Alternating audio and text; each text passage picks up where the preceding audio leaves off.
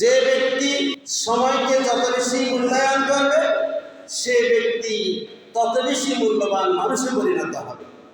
যে ব্যক্তি সময়কে যত বেশি গুরুত্ব দিতে পারবে সে ব্যক্তির জীবন তত বেশি গুরুত্ববহ হবে।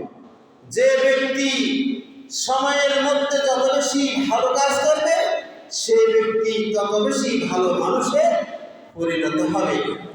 যে ব্যক্তি সময়কে অবহেলায় কাটাবে সে ব্যক্তি সমাজের মধ্যে অবহেলিত ব্যক্তিতে পরিণত হবে।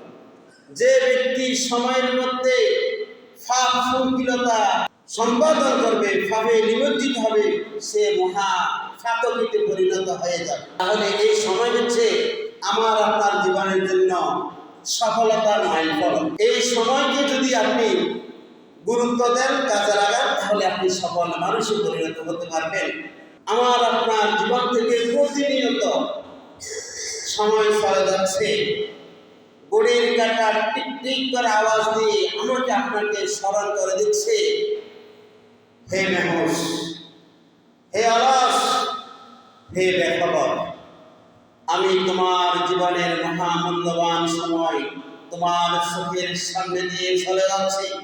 তুমি আমাকে যদি কাজে লাগাতে পারো তাহলেই তুমি সফল মানুষে পরিণত হবে। আর তুমি যদি আমাকে কাজে না লাগাও তাহলে তোমার জীবন ব্যর্থ হবে।